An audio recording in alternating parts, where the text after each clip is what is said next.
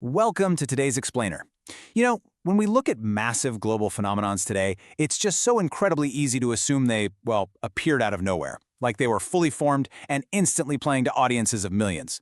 But the data shows us that's rarely the reality. Okay, let's dive into this. Today, we're looking at the humble beginnings of BTS. We're going to strip away all the megastardom and look at the incredibly modest origins of a group that would eventually take over the music world based entirely on the documented reality of their early days.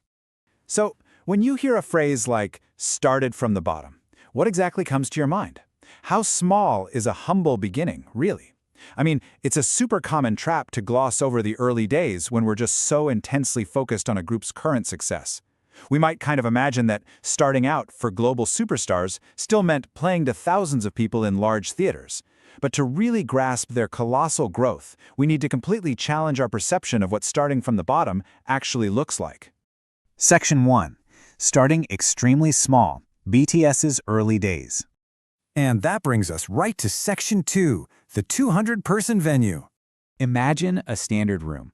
We're not talking about an arena, definitely not an amphitheater, but a highly constrained space. 200 people. That was the specific capacity of an early venue they played in. Now, what's really interesting about this slide is that number right there. Sit with that metric for just a second. When we think of BTS today, the mind instantly goes to sold-out stadiums, holding tens of thousands of screaming fans across the globe, right? But our source data highlights this tiny, almost unbelievably intimate capacity. But here's where the narrative shifts, from just a small beginning to an incredibly successful one. The venue was filled.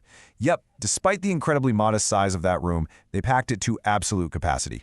A 200-person venue is undeniably small, for sure, but a sold-out 200-person venue? That means something is actively resonating with an audience. Moving on to Section 3, always a loyal army, the secret ingredient. See, the secret ingredient to their unprecedented growth wasn't just random foot traffic, it was who specifically showed up. Army.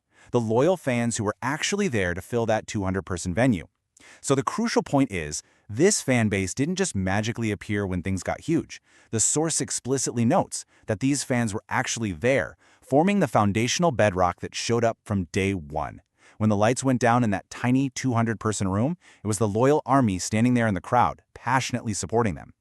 Take a look at these two core truths of their early careers side by side. On one side, we have the highly limited physical scale, the starting small. And on the other, the immediate, unwavering emotional presence of their core supporters, always having loyal army. The actual physical space they occupied at the time was incredibly small, yeah, but the loyalty they commanded, that was already massive. It really all boils down to this. They did start small, but they always had loyal army, and this brilliantly illustrates that cultivating a devoted base is the true foundation of massive growth. They didn't just sit around and wait until they were playing stadiums to build a deep connection with their fans. No, they built that ironclad connection when there were literally only 200 people in the room. And that is exactly the kind of intense loyalty that scales up over time.